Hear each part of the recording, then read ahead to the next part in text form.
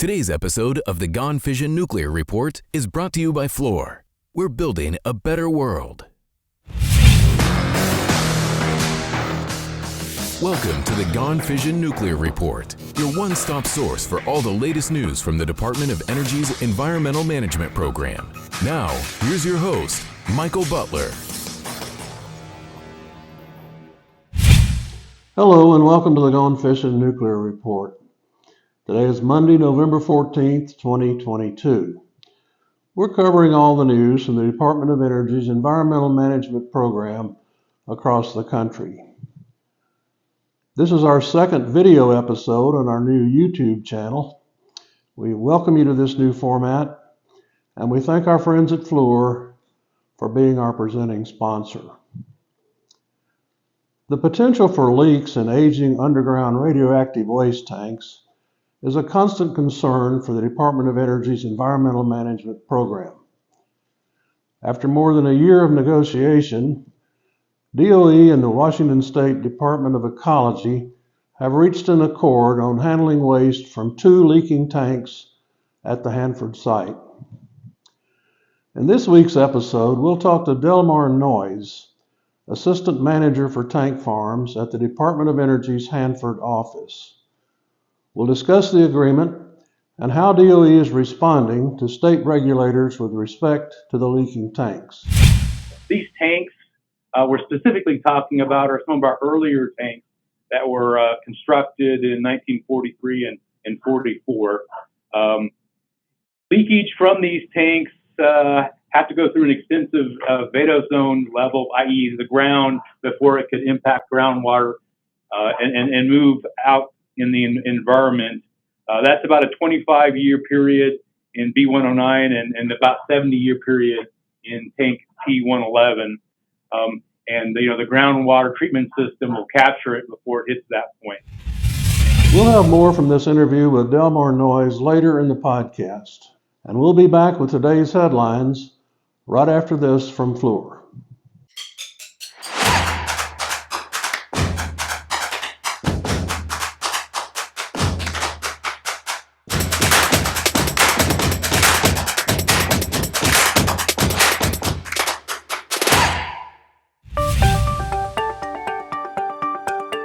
Crews at the West Valley Demonstration Project are demolishing the main plant process building in a project that further reduces environmental risks and positions the site for the next phase of cleanup. Teardown of the main plant, one of the site's last remaining major facilities, is expected to be completed in about 30 months. The site's workforce conducted significant work over the past 2 decades to prepare the 5-story, 35,000 square foot building for demolition. At Paducah, crews have finished building a first-of-a-kind DOE facility that sets the stage to change the way that Kentucky site scans, packages, and disposes of equipment and waste for the foreseeable future. The new facility, called the Large Item Neutron Assay System, or LINUS, moves Paducah forward in its mission to prepare the C-333 process building and other buildings for future demolition at the former gaseous diffusion plant. C-333 has more than 1,300 pieces of equipment to be downsized and disposed of as part of facility deactivation. LINUS allows workers to collect precise measurements of the material held up in the process gas equipment, which ensures the equipment is properly prepared for safe disposal. The unique system performs non-destructive assay measurements of the largest process gas components within the plant. This process helps workers quantify the amount of uranium contained in the large gas components. Traditionally, sampling and analysis of the materials contained in a component could only be done by cutting it open. With LINUS, workers no longer have to cut the component to quantify its contents, thus enhancing safety for the team. In the background, you see the big blue building. That's our Linus facility. Construction of the Linus began in the fall of 2021. The Linus is a first of a kind in our portion of the DOE facility. The Linus has a chamber. It's built out of very thick concrete. It has 2-foot thick walls, 3-foot thick ceiling, 4-foot thick floor. It's able to measure the largest piece of equipment that we have on site, which is roughly 60,000 pounds of steel, and we can measure that in one measurement, one quick measurement, and it's all designed to shield external radiation. All areas all over the world have a certain background radiation, so what we're wanting to do is keep that radiation out of the chamber when we're measuring a piece of equipment. The Volpentest Hammer Federal Training Facility is commemorating its 25th year of operations as EM's premier hands-on health, safety, and emergency response training center. Managed by Hanford Mission Integration Solutions, Hammer stands for Hazardous Materials Management and Emergency Response. It began operations in 1997 as a centralized training location at the Hanford site for emergency responders and cleanup workers, and has expanded over the years to support the scope of work at Hanford and numerous national programs.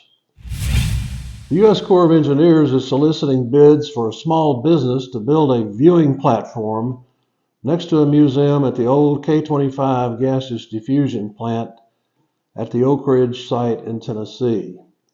Construction of the viewing platform and wayside exhibits are the final components of a multi-project agreement DOE signed in 2012 to commemorate the history of the former Oak Ridge gaseous diffusion plant where K-25 was located.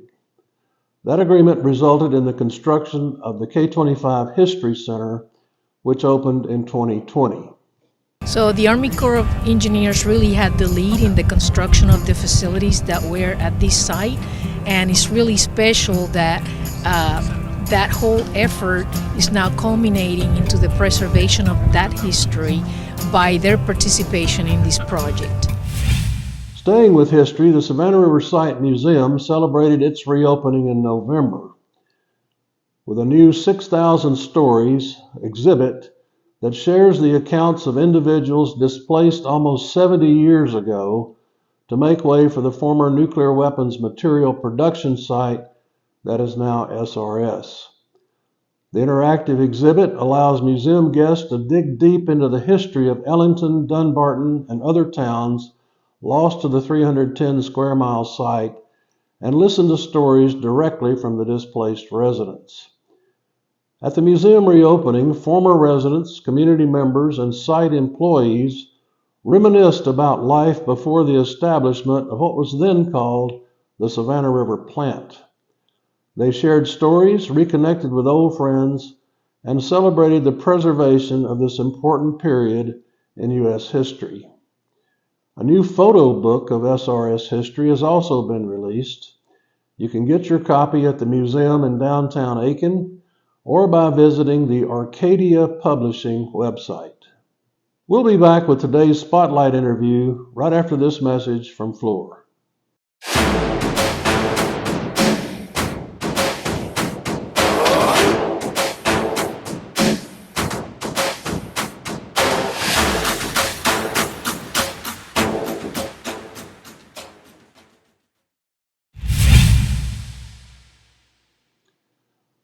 The state of Washington and the Department of Energy have reached an agreement on next steps after 2 underground radioactive waste tanks were found to be leaking at the Hanford site. Today we talked to Delmar Noyes, Assistant Manager for Tank Farms at the Department of Energy's Hanford office. We'll discuss the agreement and how DOE is responding to state regulators with respect to the leaking tanks. We're talking today with Delmar Noyes, who is the Assistant Manager for Tank Farm Projects at the Office of River Protection at DOE's Hanford site. Welcome, Delmar. Thank you, and I welcome the opportunity to have this conversation. Well, we're glad to have you here. We're going to talk today about this agreement between the Ecology Department and DOE We know that this agreement is focused on two tanks, two of the underground tanks at Hanford that are leaking. And one of the leaking tanks, which is T111, was announced in 2013, about 9 years ago. And the second tank, B109, was announced last year. So that's a span of about 8 years between the two leaking tanks. And I'm wondering if we can start by asking you to tell us what DOE has been doing to address the threat posed by these leaking tanks during that period of time. Thank you. I'd be happy to. I mean, obviously, our mission out here is to fundamentally clean up and do environmental remediation for these tanks. So that is our sole mission out here, unlike some sites. Contamination in these tanks, really isn't new, and we've been have mitigating actions for the past 15, 20 years in terms of protecting the workers, the public environment. One of the key actions is all of our single shell tanks, which the two we're talking about are those, have been interim stabilized. What that means is all the pumpable liquid has already been removed from the tank, minimizing the source of potential leakage from these tanks. And we have a well-described and ongoing tank integrity and tank monitoring program where we're monitoring the conditions of these tanks, as well as, because of past contaminations and operations at the site, extensive groundwater monitoring and pump and treat system that's actively working these areas. So those are a lot of the actions that we have been doing in that area. These tanks we're specifically talking about are some of our earlier tanks that were constructed in 1943 and 44. Leakage from these tanks have to go through an extensive vadose level, i.e. the ground, before it could impact groundwater and move out in the environment.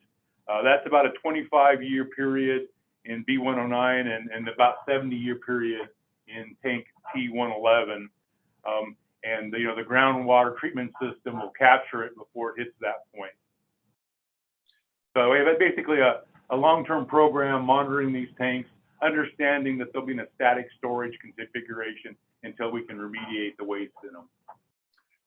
All right. Well, based on the age of the tanks, is it a surprise to learn that a second tank is leaking, or would this be something you would expect given the age and the condition of the tanks?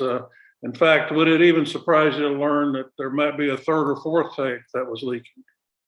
Yeah. I mean, like I said, the leak detection was detected by our ongoing program to monitor the integrity, both the physical structural integrity as well as the leak integrity.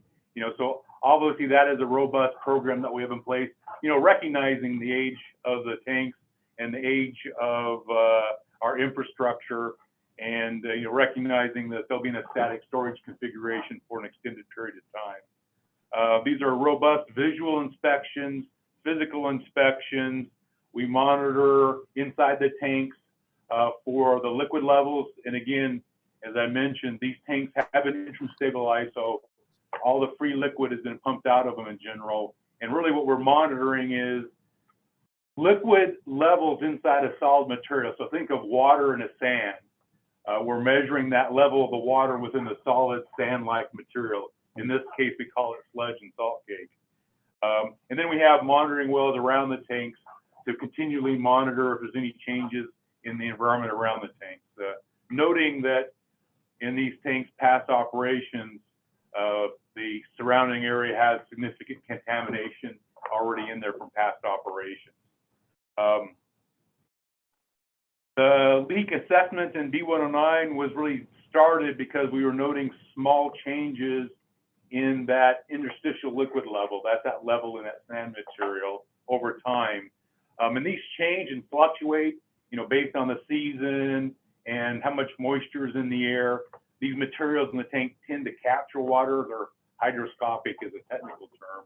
So they pull moisture from the air into the sludge materials.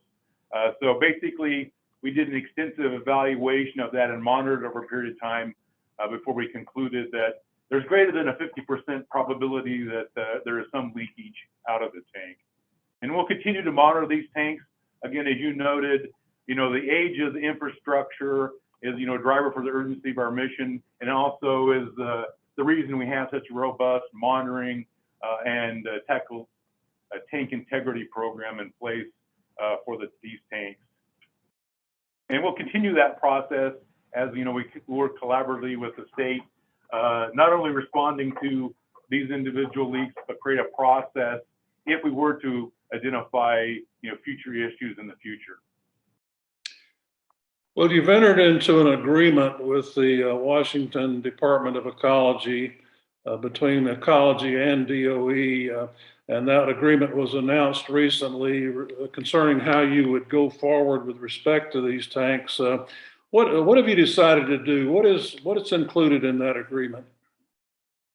Okay, as you noted, the department and the Washington State Department of Ecology has made a joint announcement in August that we signed a joint agreement where we, agreed to the actions that we're going to take for B109 and T111. We jointly developed this, working closely with them for the last year since we did the 109 announcement in April. Ultimately, the leaking tanks do not propose a risk to our workforce, to the public, or the community. And the planned measures that we're taking will really further reduce the risk of that contamination reaching the groundwater. And that's really the primary focus of those actions. We appreciated working with the Department of Ecology, its leadership, to have long-term discussions on what the right actions were to protect the groundwater to the extent possible in this particular situation. Under the order, what we agreed to do really is a suite of actions. Probably the most significant is to put a cover over the B farm and T farm. Our farms are, excuse me, I should back up. Our tanks are grouped in collections of between 10 to 12 that we call farms. So B farm and T farm have the two tanks of concern. And this agreement, we will go and put barriers, surface barriers on the top of the tanks. So the tanks are underground, covered by 15, 20 feet of soils. These covers are to prevent rainwater or snow or any surface water from entering the soils and driving any contamination around these tanks down towards the groundwater. We have done this in 4 other tank farms, and a 5th one's in progress. And this is really an interim action to mitigate the existing contamination and any additional that would be created from this small leakage. The plan also talks about putting together processes in place so we're better prepared to deal with future potential leaks. So there's a response plan for future leaks, which will build upon the programs we already have in place. We'll be evaluating the viability of using other technologies or approaches to mitigate the moisture that's collected in this sand-like material. Ventilation systems is one of the specific ones that we're going to be evaluating to see if that can be any benefit to minimize the intrusion of additional waters, which then could be a driving force to move any contamination out of the tanks, as well as continue to evaluate the conditions around B109 and T111 to determine if there's any additional work that we can do to prevent liquids getting into the tanks. Again, the concept is we removed the bulk of the liquids from these particular tanks, and we want to prevent any additional groundwater or just water entering the tank, which could mobilize and continue to drive the leakage outside the tank.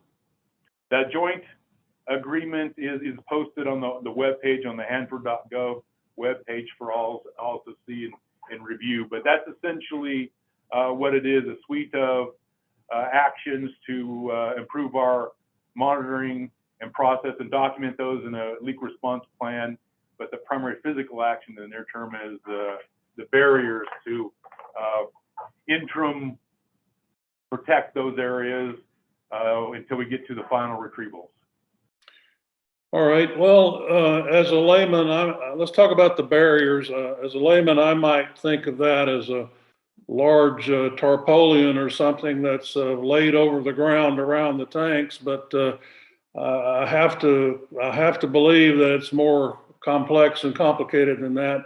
Can you tell us a little bit more about the nature of the surface barrier and what it involves and what makes it effective in terms of slowing the migration into the groundwater? I'd be happy to. Yeah, the idea of an interim barrier above the tank farms is something that the department's been executing with ecology for the past 10 to 15 years. The surface barrier really prevents rainwater and snowmelt from getting on the surface and being able to seep into the tanks, i.e. add water to the tanks, as well as it's a barrier that would prevent that moisture from entering the soils and moving the contamination that's already in the soils towards the groundwater. So that's really its fundamental purpose. As noted before, we have installed 4 other ones for the exact same reason on other farms. It's installed above the tank storage area, which we call farms. And again, the tanks are underground. There's 15 to 20 feet of soil, and then it would go on top of that soil over the whole tank farms. And again, trying to prevent that water from entering either the tanks or the soils. It's really a highly engineered process of installing high density asphalt. So it's like a road asphalt, except specifically designed not for cars to go over it, but specifically to prevent water from going through it. And then we slope that and design that so all the surface water, and again, we're talking rainwater, snowmelt, would collect and go into a evaporative basin. So it goes into that basin where that water then evaporates, and there'll be some foliage plants in that basin as well. And that's a double-line basin to prevent that water from entering the soils in the area as well. And again, the whole idea of this is to prevent the water from soaking into the ground and driving those contaminations towards the groundwater or entering the tank. Barriers are large, so we're talking 200, 300,000 square feet of area, and they install them kind of like you would with a paving crew, except it's high density asphalt. These tank farms are all disconnected from water, power, so there's very little on the surface that interfaces through it, and there's some pits and risers that are on the surface that we seal up with a barrier. The agreement specifically calls for construction of the barriers of the tank farms by fiscal year 2028, and we'll be doing designs and sloping to do that work and submit those designs to the state. I believe the agreement says by 2025 and 26. As I noted, these are contaminated areas from past operations, so there's a lot of radiological and other controls and a lot of things we do to protect the workers while we're doing this work. So it is much more complicated than paving a road, but in what it is much like asphalt you see in the road, except designed to prevent water intrusion. Well, I think that gives us a lot better understanding of what the surface barrier is all about, and frankly should instill some confidence in the capability to contain the leaking around the tank site there. In the agreement, you mentioned that there is you're going to work with ecology to develop a response plan for future leaks. What will that response plan look like? What are the major elements of that? Okay, yeah, thanks. That was one of the key elements that we talked about, and And first off, I'll note that, we have existing response plans both for new leaks, monitoring, integrity, and what we call intrusion prevention, but, preventing water from getting into the tanks. But this is really an agreement to take those and update those and make them much more accessible to our workforce and the public and our stakeholders. And it'll also allow us to more rapidly respond if we were to have, a change of conditions in our SFTs that warranted additional action. We'll be working with the state to put this together to enable a timely response for any future leaking tanks. And again, we're primarily talking our single shell tanks in this particular case. The idea is once that gets updated and reviewed and approved with the Washington State Department of Ecology, that would become a part of the next RCRA permit revision.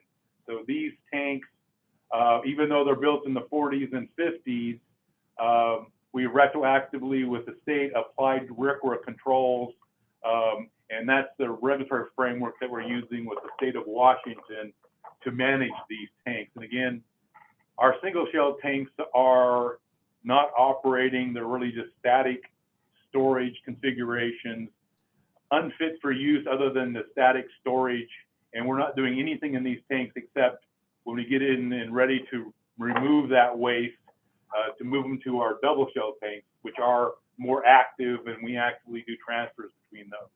These are very much, static sludge and salt cake materials until we can complete the mission of retrieving the waste for final treatment.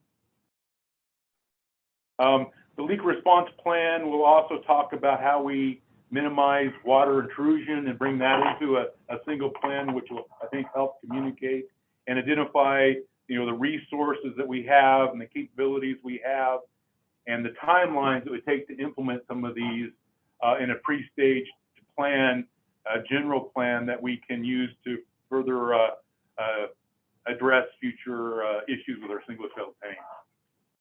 And again, it also will then be updated periodically as the conditions change, working with ecology. Help us understand the quantity of waste that's involved in these leaks. I've seen estimates that one of the tanks, I believe it's B109, leaks about 560 gallons a year, and the other leaks about 300 gallons a year. Can you put those quantities into some kind of perspective for us? Is that a lot? I understand it's a small percentage of the total volume in the tanks, but how would you characterize the quantity of the leaks? Okay, well, I can help put those quantities in some perspective, and probably the most helpful perspective is really the risk perspective. The leaking tanks, as we talked about, don't pose a risk to the workforce, which is important in our work, the communities or the river. In the planned actions that we are taking per this agreement will further reduce those residual groundwater risks. As we kind of mentioned before, we've already pumped out as much of the liquids as possible in the interim stabilization. That was done in 1985 for B109 and done in 1995 for T111. All of our single shell tanks that has been done, I think we completed that whole program in the early 2000s. The vast majority of the material we talked about, and as you mentioned, is solid material and salt cake, and a relatively small amount of residual liquids, which is what is potentially causing that slow leak. And as mentioned, that small amount is entering a beta zone, a 200-foot layer of ground soils before it can contact the groundwater, and that is under an active pump and treat system. In fact, there is a extraction well within a couple hundred feet of B109 that's currently in operation. So these existing groundwater treatment systems that are already in place will continue to capture and treat the contamination that reaches the groundwater. So really it puts it into perspective of, our mission here is solely to clean up and remediate the single shell tanks and then our double shell tanks. And we have completed retrievals of 20 of those tanks, and we have basically about 129 left, and we'll prioritize these tanks against all the other tanks in terms from a risk perspective, to be able to figure out when as soon as practical that we'll be able to actually remove these materials. Okay, you mentioned that some of the single shell tanks were built in the 1940s. I think sometimes we forget that at the time that we started storing radioactive waste at DOE sites, we were in a very chaotic period in our history where we were trying to come up with the atomic bomb that helped to end World War II, and there was a tremendous deadline pressure, and we were dealing with new technology that we weren't really, didn't know everything we know now about it, and we did the best we could in storing waste at the time. Would you agree with that? And do you feel like maybe we have to cut some slack to those who made the decisions about how to store the waste in the 1940s, and basically say they did the best they could with the knowledge they had, and now it's up to us to finish the job with the knowledge and the technology that we have today? Yeah, good question. I mean, I'm not a historian. I'm an engineer. In my role right now is to do that.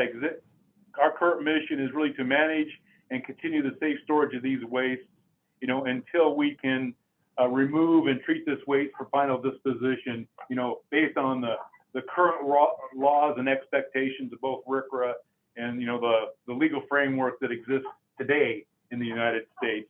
Obviously in the 40s, the requirements and the expectations were dramatically different. And we seek to understand those so we can remediate those. But in terms of judgment, I'll leave that to the historians. But those past operations, has caused, extensive contamination in these areas that are much more significant than the leaks that are occurring now.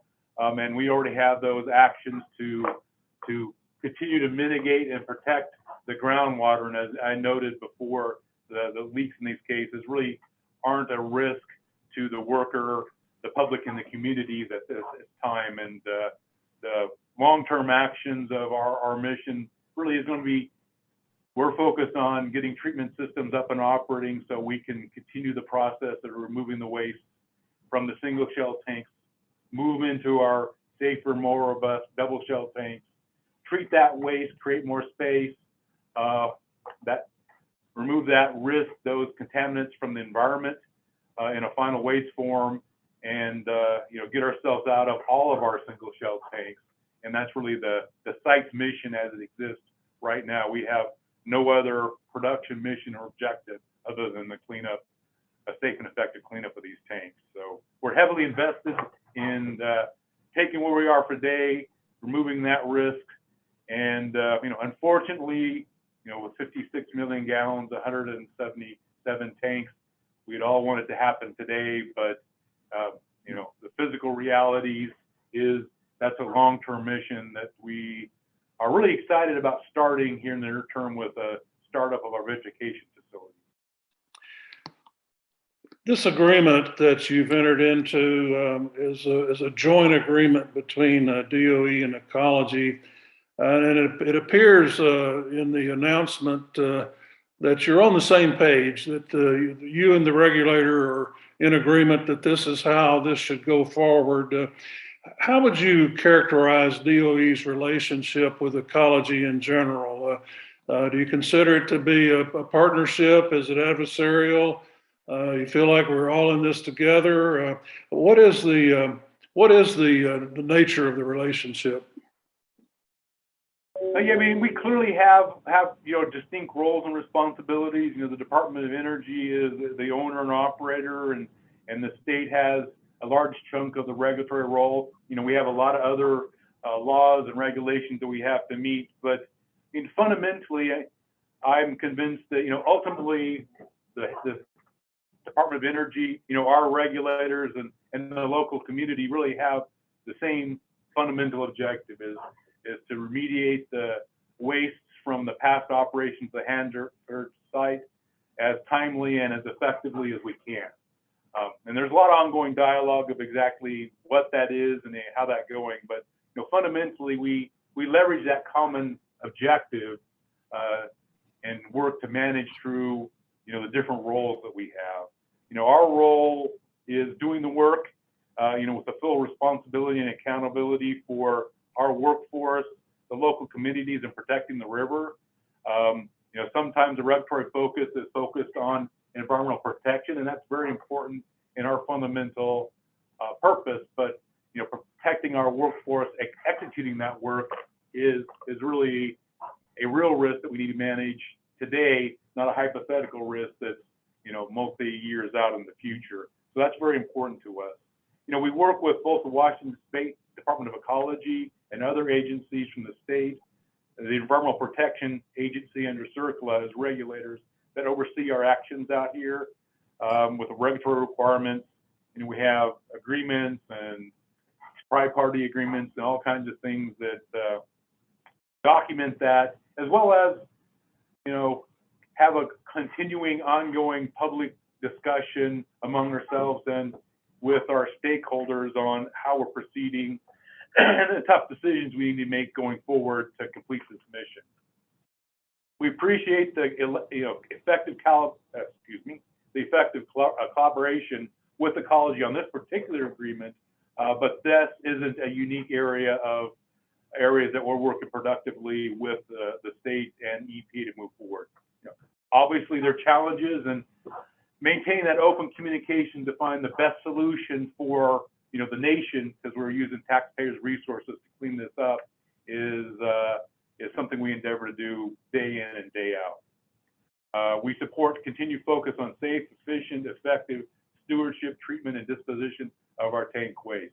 Again, as I mentioned, that's pretty much our sole reason for existing at the Hanford site, is to remediate all aspects of the site. My mission in this site is really focused on the tanks and managing them in safe storage and preparing to remove those wastes and treat them for ultimate disposition. And that's really what we're focused on. I want to talk to you about a little different topic. There's a move afoot by Tri-Cities education and awareness group called Clean Up Hanford Now to promote grouting as an alternative to vitrification for managing some of the tank waste at Hanford. How does DOE view grouting as an alternative to making creating the storage in glass? Great question. I'll cover it in a couple ways. Right now we're evaluating grouting technologies and have continued to evaluate all technologies for obviously the past 20 or 30 years to treat some of our low activity waste. And one thing I want to emphasize here is in all cases when we're talking about grout or something other than a vitrification treatment methodology, we're only talking about that fraction of the waste that is low activity, not the fraction of waste that's high level waste. So the high level waste will be vitrified and disposed of in the national repository, wherever that's ultimately defined. But for our low activity waste, we are excited about beginning the vitrification of that with our low activity vitrification capability, but that's only has the capability to do about half of the volume that we need in a reasonable mission duration. So we've always known that we need additional technologies. Terminology we use is supplemental treatment technologies, and that's an ongoing discussion. Of the two things we're working, the first is DOE is doing a demonstration project called the Test Bed Initiative, and then the second major activity is their ongoing review by our national labs overseen by the National Academy of Science, driven by a congressional request to specifically look at grout and its application in our treat mission. So those are ongoing. Kind of before I get into that, we have the 56 million gallons of radiological and chemical waste in our underground tanks between the double shell tanks and the single shell tanks. And when we treat this waste, we pre-treat it, i.e. remove as much of the radioactivity as we can, and separate it from the non-radiological materials. Most of the stuff in the tank is non-radiological chemicals from the chemical treatment. We do that separation, and that material that has most of the chemical non-radiological components and very little, relatively speaking, of the radiological component is what we call low activity waste, not high level waste. About 90% of the volume in our tanks will, after pre-treatment, removing primarily cesium in the solids, will be low activity waste, and 10% of that remaining will be high level waste. That 10%, as I mentioned, will in all of our planning go to a high level waste facility for vitrification. That is the standard and the expectation. This low activity waste fraction is a fraction that could potentially be addressed with a grouting type technology. And in fact, Savannah River, our sister site, is using that technology. When we do this pre-treatment, primarily what we're removing is cesium. It's the primary radiological component, excuse me, in the liquids. And by removing the sludges, which have most of the radioactivity is in the sludge materials, and removing cesium, relatively speaking, 95+% of the radioactivity is removed. We started doing this in one of our tank farms, so I'm happy to share that using a tank side cesium removal facility, we have actually begun the treatment system process for ultimate treatment. So I have 380,000 gallons staged in AP 106 ready to support WTP low activity hot commissioning. And we are continuing to operate that facility. My goal is to have that tank full prepared to support the hot commissioning of the direct feed low activity waste operations that we're in commissioning operations right now. That will be the first removal of waste from these tanks from the treatment and disposal perspective ever. So that's a very exciting step forward for us, and really opens this whole door for discussion. When is that scheduled to happen? Do you know? We're working to do that as soon as possible. We're working to begin melter heat up. Construction is done, and we're in the startup commissioning phase, looking towards the end of 23, early 24, as it stands right now. Okay. We did continue amazing progress during the COVID period, and you know, we did change the milestone in legal space, but we continue to work to start that up on our existing schedule very aggressively. Excuse me. Back to the first one, the test bed initiative. What that was for is really demonstrating that we could pre-treat and treat a small volume of waste, in this case 3 gallons, with grout and dispose off it in an off-site commercial facility, which we did. The next step that we're going to be working this year is to demonstrate 2,000 gallons that we can pre-treat, and that technology is demonstrated, but it's really more about the regulatory processes to be able to, you know, demonstrate that a grout form meets the requirements and can be sent off-site to a commercial disposal location.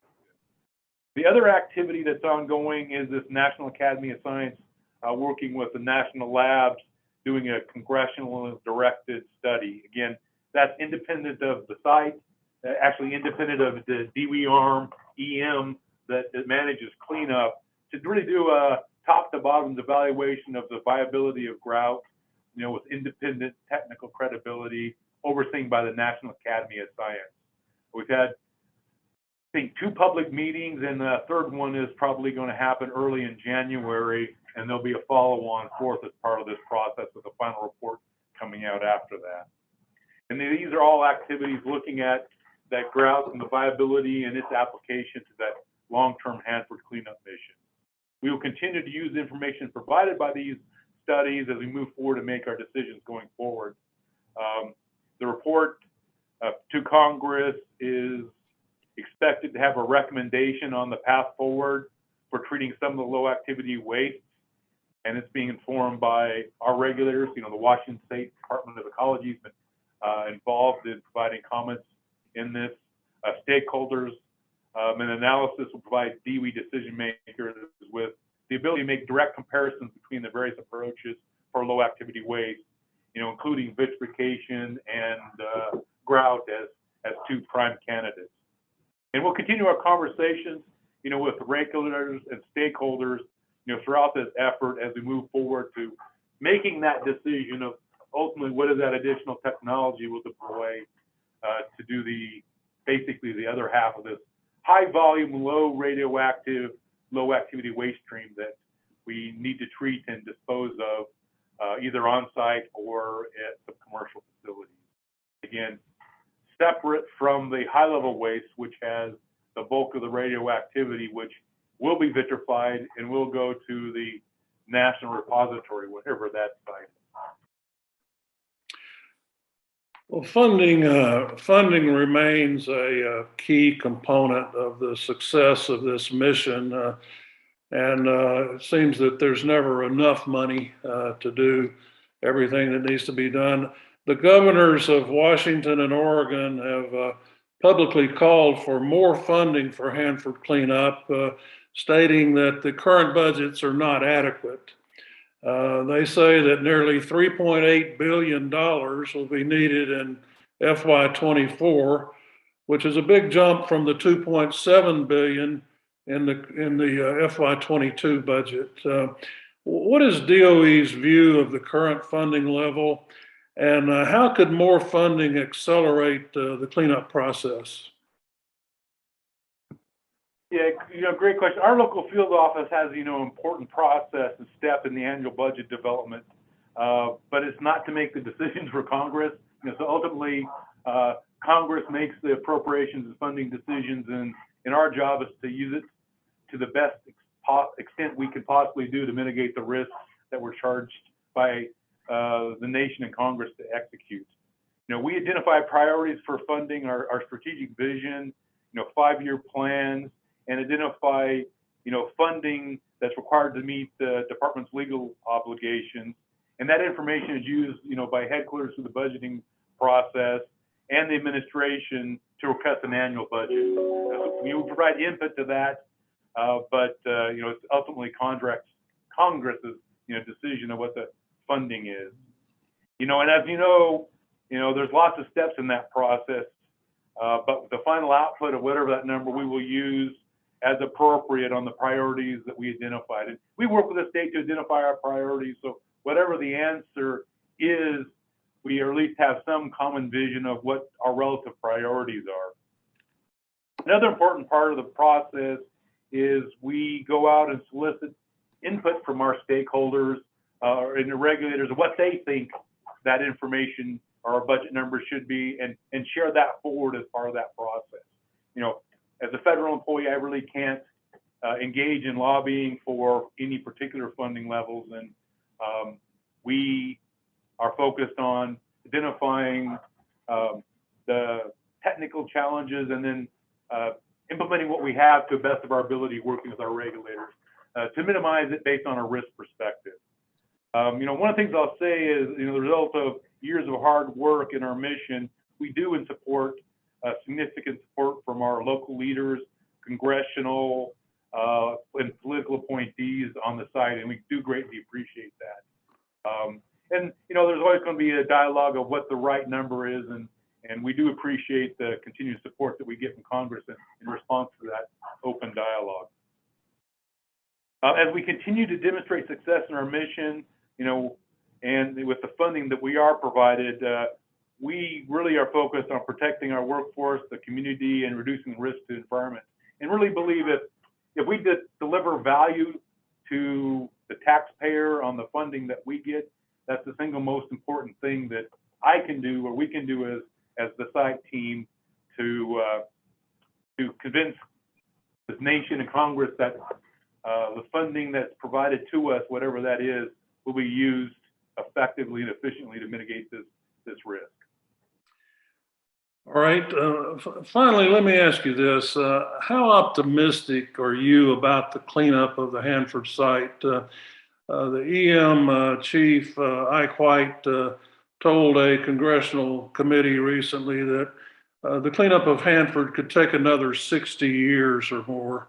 Do you agree with that assessment, that we've got 6 decades of cleanup ahead of us? And but will the site, in your opinion, eventually be clean enough to remove the threats to the river and be suitable for private sector economic development projects if that's what the end state dictates?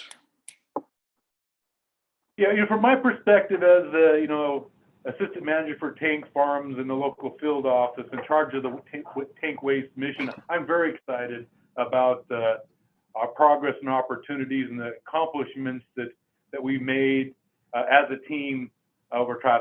I've been working this for a long time. I can remember, the time when we had not retrieved a single shell tank and initiating our single shell retrieval process. We got 20 tanks retrieved at this point. Yes, I'm very excited about the future. I mean, beginning the waste treatment mission and beginning treatment of this waste so we can vitrify it in the direct feed low activity waste, begin to move waste out of our double shell tanks, open up more space to continued retrieval is a very exciting opportunity. Given the accomplishments of the last few years, and I am excited about the site's future. And, I believe that we have opportunities working with the public and our stakeholders and regulators and informed by science and technology, to find ways to execute our mission, more effectively than some of the predictions that exist right now. But it's going to take a team effort to get to that point. But ultimately, I believe that it is all of our intentions to remove the risk from the environment and, protect the Pacific Northwest and, the future generations from the hazards that were generated at the Hanford site. We continue to make significant progress on the tank mission. As mentioned, the first large-scale treatment of the tank waste has already begun with a tank side cesium removal system. We completed additional 3,500 feet of underground piping connecting the tank farms to the waste treatment plant, specifically the low activity waste facility. And as we already talked about, we're really in the near term of finalizing our startup preparation, beginning melter heat ups this year to really begin waste treatment. And, it's one thing to predict the end. The one thing I know as a fact is we can't finish if we don't start.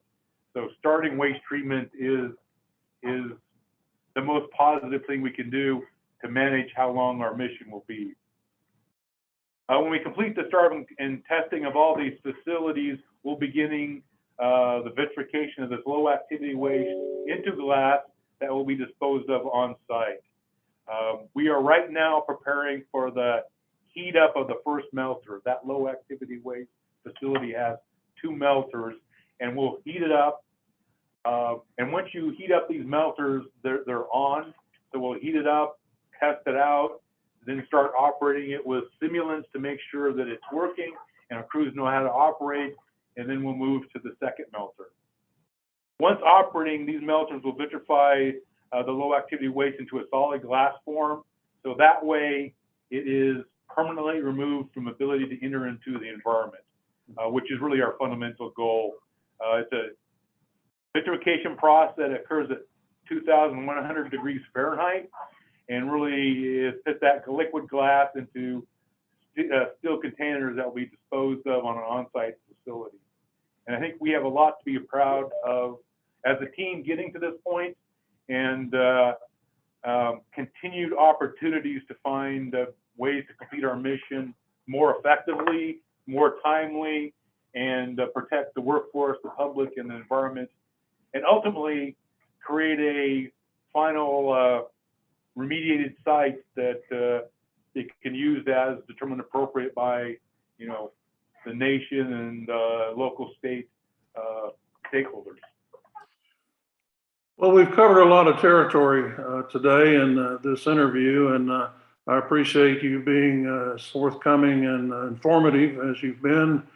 I'm wondering if there's anything else you'd like to add before we conclude today. Just a couple things. I mean, I'm very proud of the Hanford team, and just on the tank farms, there's over 2,500, dedicated employees that are working to do this difficult, challenging work, mostly outside in, high heat situations and in the winter and cold temperatures, and do that safely and effectively. The energy and expertise that we expend to further define the cleanup mission and how we're going to execute that effectively in the future and constantly deliver positive results is an exciting opportunity. Looking to the future, we're working with labor, industry, and academia to develop the talent for the future. That'll be a challenge going forward, developing the new professional and management and individuals that will need to do the work and move this mission forward. Consistently impressed by the professionalism and expertise of the dedicated men, again, both in the Department of Energy and our contractors in working every day to find better ways to get the mission done. And, confronted with these challenges, we've had to adapt to almost continuously changing environment as we try to execute this mission.